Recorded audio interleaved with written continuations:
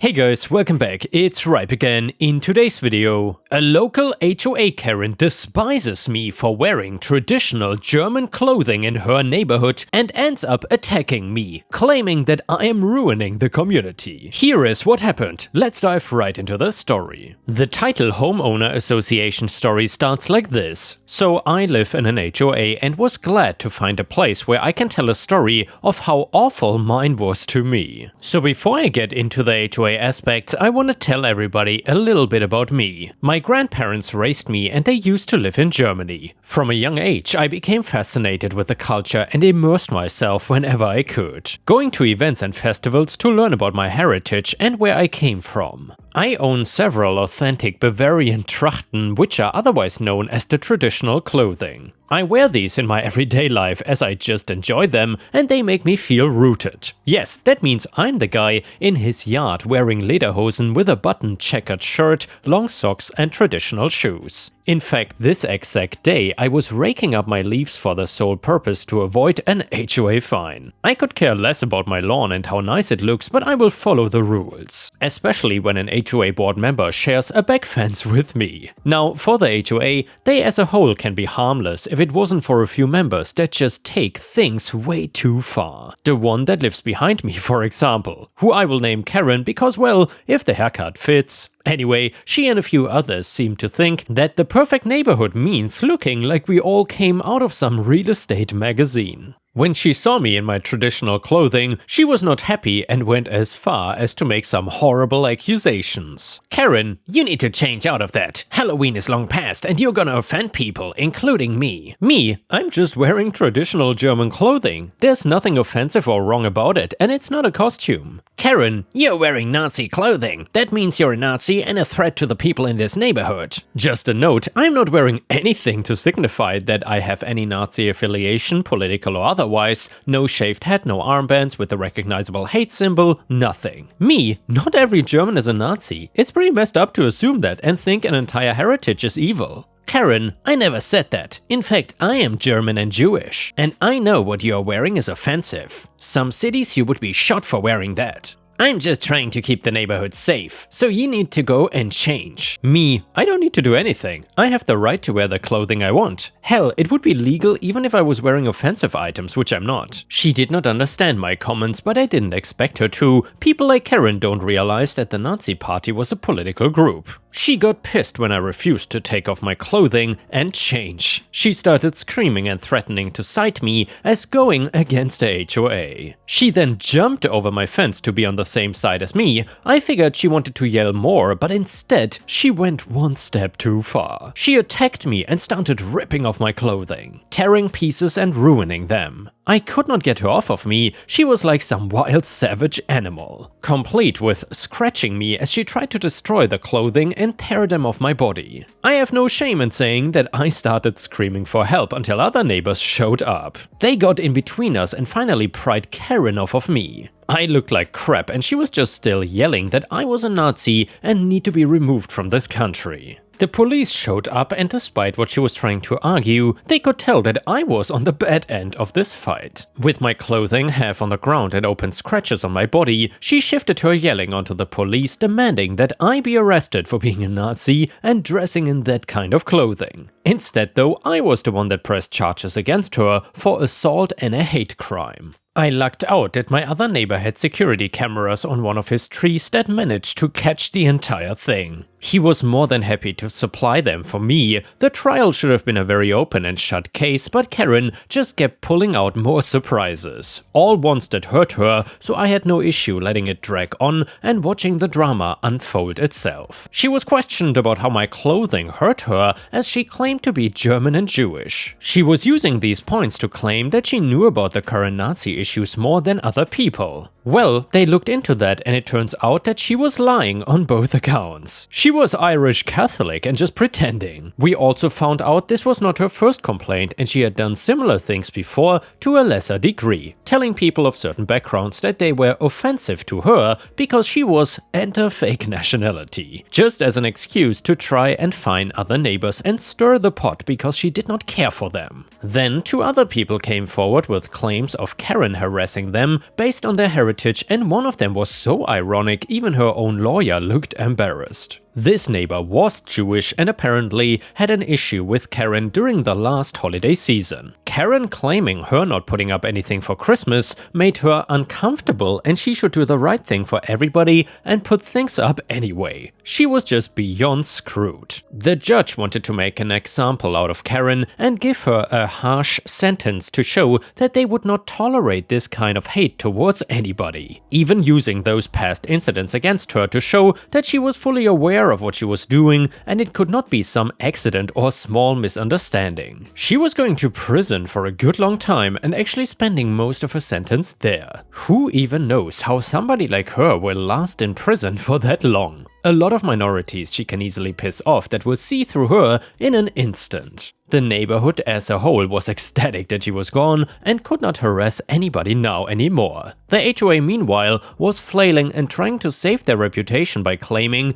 no association with Karen and what she did. I had an idea and went to them with a suggestion of having a little heritage celebration day for the neighborhood. Everybody could come out with their flags and traditional clothing and food. Let everybody be out there and free with it. The few others that were just as bad as Karen did not seem to want to do it, but they really were not left with a choice. Funds they probably wanted for themselves got spent on this event, and it actually went great. I wore my traditional clothing again, with nobody having issues with it now that Karen was gone. It was a great win against this HOA Karen. And yeah, ripe stars, honestly, I cannot understand why some people get so upset with others that are wearing some kind of clothing that these people don't like. Just let others wear what they want, why do you even care? I just cannot fathom how people have the time to even care about something as trivial as this. Anyway, let me know in the comments whether you still enjoy the HOA stories or not. Either way, let's continue with the next revenge story. So one day, many years ago, I got an email addressed to someone who had the same first initial and last name as I do.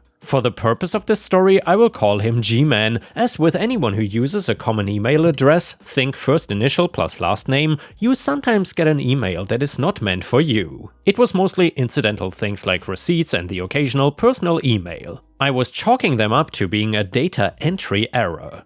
Perhaps they misheard the email address and instead of typing in gclastname@gmail.com, they typed in glastname@gmail.com. No big deal. In the cases where I could, I would politely reply to the sender and let them know that I was not the intended recipient and to please let G-Man know that he is giving out the wrong email address going forward. It was never successful. I would still get emails for G-Man, and it was for things that I would think you would want to receive, like order receipts or something that had a confirmation number attached to it. I tried to track down G-Man, but to no avail. There were multiple G-Man last name on social media, so I could never 100% confirm which one it might have been. And so this went on and on for years, until finally one day I got a personal email addressed to G-Man that referenced the company he worked for. Now I had something. I looked him up. It turns out that G-Man is the systems manager at said company. His LinkedIn bio says that he is an IT professional. That's interesting. I find his company email and forward him the email, also advising him that the other address he is using is attached to another person and it would be great if he could be more mindful of what he is typing in or giving out. Again, I was polite in my request to him. He replied and apologized.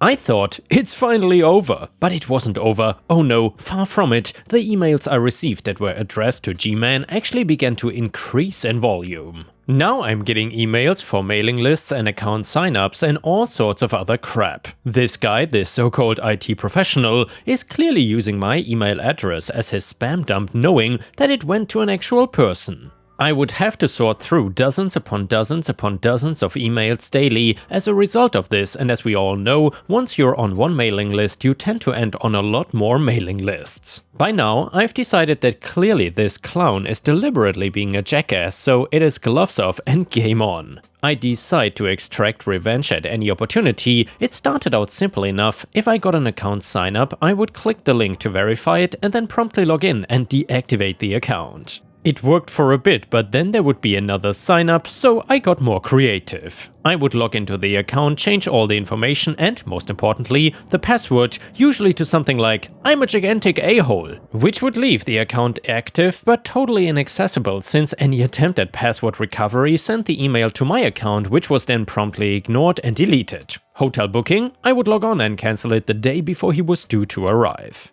I'm guessing he never got noticed though, since it was all coming to my email. Basically anything I could do that would inconvenience G-Man, I would do it. This back and forth continued on for years. In fact, I still occasionally get emails for the guy, but then one day it happened. I got an email receipt for an order that G-Man had placed. It had the recipient's name and address, but more importantly, it had G-Man's address on it. Cue up, I've got a golden ticket. I finally had the means of the ultimate revenge. I took his address and I signed him up for everything I could find. Free samples, in other words, adult diapers, feminine products and lube, catalogs, normal, not so normal and raunchy, and I spent an entire day finding anything I could enter his address into and dutifully filled it out. But the coup de grace, the cherry on top, when I was finding things to sign up for, I stumbled onto a website that allowed you to order free flooring samples. They would be various sizes, but some were 12 by 12 squares. Carpet, tile, wood, linoleum, whatever, I signed G-Man up for every sample I could find. Then I found another site offering the same thing, and I did it again and again and again, until the point where I literally lost track of how many free flooring samples I signed him up for.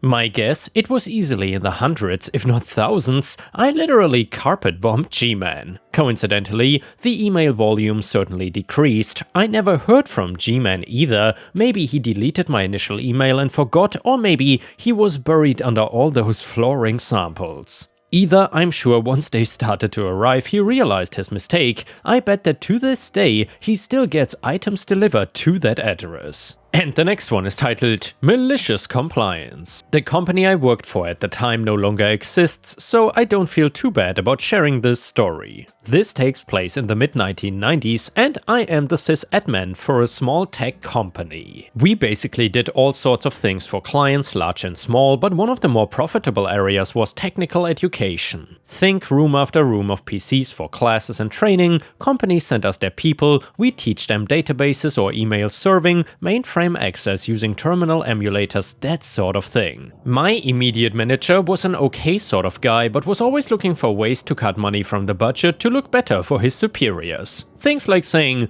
"Why do you need 4 megs of RAM in the classroom PCs? You can get by with 2. You get the idea. Well, there was a new version of a well-known server operating system out of a company in the Pacific Northwest that was rapidly replacing the older novel installations, and there was great demand for training on this new OS. Let's call it MT. Boss wants us to gear up to teach MT to the companies replacing their older systems. I say great, here are the costs involved with purchasing X copies of the new OS for the classroom PCs. This email went over like a lead balloon. Email back from boss says essentially, "No, just use 1 copy for all the systems. I have the CD-ROM in my office, come get it." I replied that we will be in violation of the license agreement for the OS and we could face penalties. Boss emails back a little testy too, "Just do what I'm telling you to do." So I wander over to his office and he hands me a hand-burned CD-ROM copy of the OS and the license code on a piece of paper. Not good. Once I'm back in my office, I email him again, reiterating that this is not a great idea and could get the company in serious legal trouble. He says do it or lose my job. Alrighty then, CYA time. I archive the email chain and print off hard copies for safekeeping. Some months go by and classes are rolling in and out of the building every week. All seems quiet, and then, due to a totally unrelated issue, the company gets audited. Auditors are everywhere looking for who knows what, but they eventually get to the training area. They quickly see that we do not have license keys for the 30+ systems running the new MT operating system. All hell breaks loose, VPs and CIOs start coming out of the woodwork like roaches. I am called into a meeting with my boss and every boss up the food chain to the CEO of the company. Rarefied atmosphere to be sure,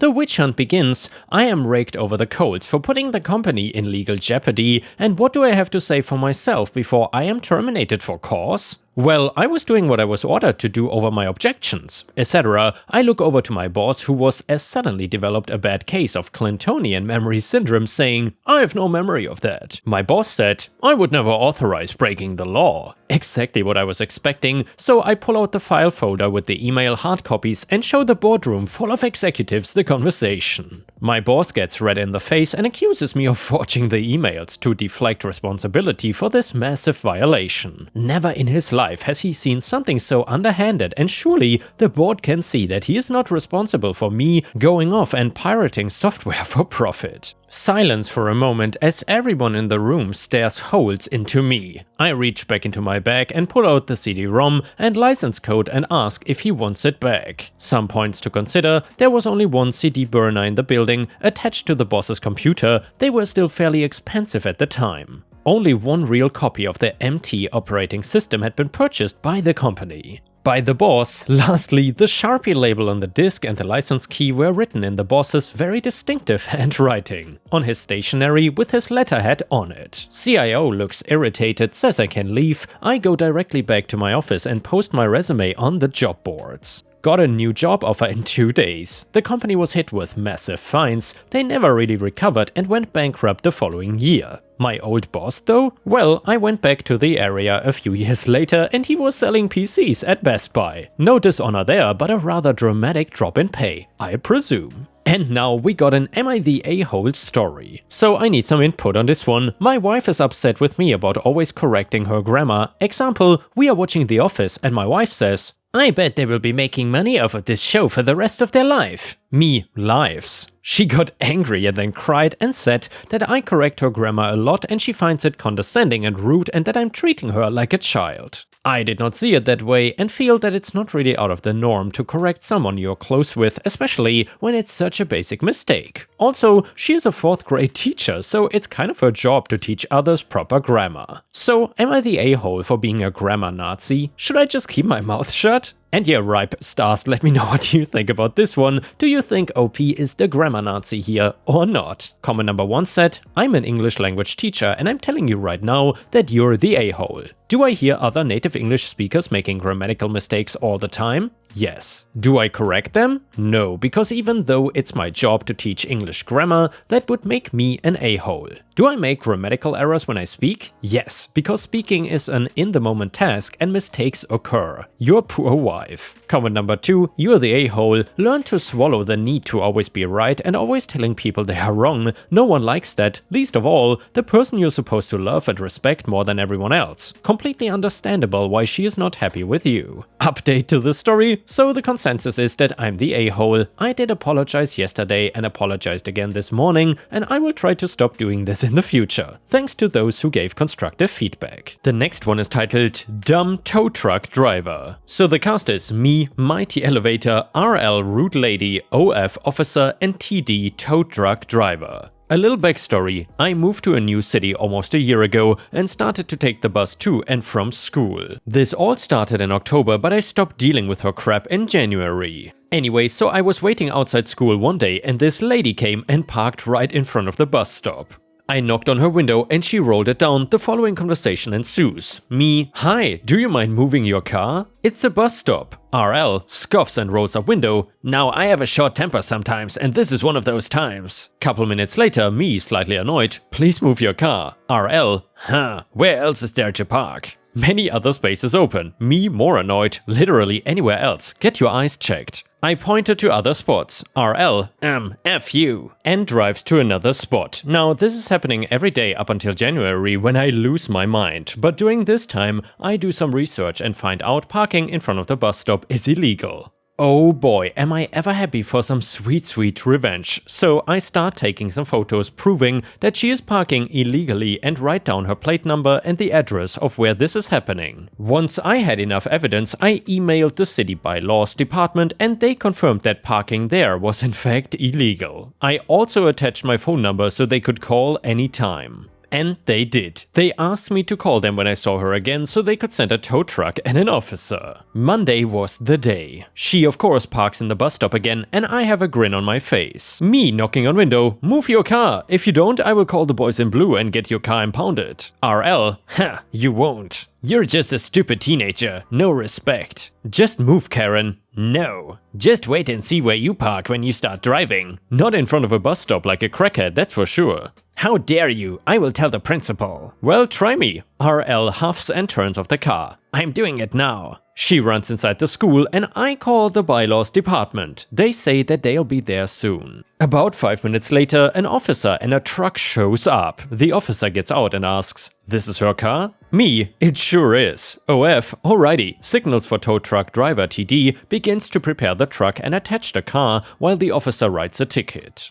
RL comes storming out. What in the hell are you doing? OF, you parked here illegally and your car is being impounded. There is nowhere else to park. OF does not matter. The law is the law. The RL starts yelling at the OF for a few minutes. In the meantime, the TD has hooked her car up to the truck and writes a bill. When RL has seemed to calm down, the officer handed her a ticket for a parking violation. The TD gave her the towing bill as well. RL's jaw dropped to Earth's core. OF, the fee is $50 per day for your car being stowed in the lot. RL now fuming, you cannot do this. OF, neither can you park in a bus stop. RL turning to me, you little piece of crap. You did this. The bus turns around the corner and stops to let me on. Me, thanks OF and TD. I grinned and gave RL the bird as I got on. It is now April and I have not seen her since. The next one is titled Mighty Mailbox Revenge. I posted this as a reply to someone else's mailbox story. I was informed that it should be its own post, so here it is, edited slightly for clarity. This didn't start out as a quest for vengeance, we just wanted mail delivery to our house. Vengeance came as a byproduct, but it was truly delightful nonetheless. So, mailbox story time. This happened back in 1982 for the record. My folks moved to a very rural area on a gravel road. No one had previously lived here, so it was a battle just getting mail delivery in the first place. My folks went several rounds with the local postmaster. He was somewhat enamored with his own power and very much a rules to the letter kind of guy. Every I must be dotted, every T crossed, and if there's so much as a semicolon out of place, you'll have to start all over again. He seemed to have made it his personal mission to make getting mail delivery to a new address as difficult as humanly possible. Ultimately, my folks managed to fill out the paperwork to his satisfaction, and he begrudgingly allowed us to put up a box and receive mail delivery at our new home. Dad was extremely careful in the placement of our box and making absolutely certain that it was the exact height, precise placement from the road, etc. to avoid annoying our local postmaster any more than we already had. There are, or at least were, specific rules about rural mailboxes. Dad, of course, followed every single one. That first mailbox was perfect. The man who drove the road grader was as annoyed as the local postmaster, as he now had a new driveway to accommodate. We suspect that's why he had it out for our mailbox. After the road grader had demolished 3 of our mailboxes, Dad got pissed. Previously, he had used the most basic design, just a post in the ground with a box on top. Now he was motivated though. Dad got a hold of a 9-foot long section of metal pipe. It is 4 inches in diameter, outer measurement, and has 3/4 inch thick walls. I have no idea what this was originally intended for. But I know how Dad used it. He dug a hole 5.5 feet deep. He welded an upside down tripod shape, think open umbrella, to the bottom of the pole and dropped it into the 6-foot wide hole.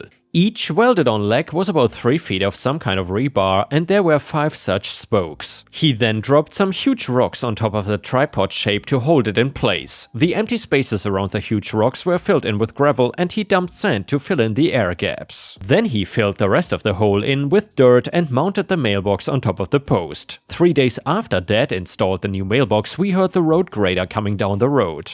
Our house is a quarter mile from the road, but we heard the loud clang from inside. We also heard the cursing and swearing from inside. No one went down to look until they heard the road grader drive away. When they did, the box itself was slightly dented on one side, but it was still firmly upright and functional. 3 weeks later, we received a bill from the township for a bent grader blade. It was accompanied by a letter informing us that we had caused damage to city property because our mailbox was installed incorrectly. It would need to be moved and we were liable for a bill of a couple of $1,000s worth of repairs. But here it where it becomes pro-revenge instead of petty. Recall the fact that the local postmaster was annoyed with us over our battle to get mail delivery? Well, Mom had made a point of each time we reinstalled the mailbox taking photographs down to the post office and having the local postmaster sign off approval of the height placement, etc. She had done the same with Dad's Superpost and had documented signed approval of the box dated the day before the road grader had bent his blade trying to demolish the box. She submitted copies of the invoice for the grader blade and the letter stating that the damage was our fault because our mailbox was incorrectly placed. Right to the post office. She also submitted copies of the official post office approval of the box to the township. This jerk of a postmaster was also quite prideful and became furious that his authority was being called into question by some podunk township.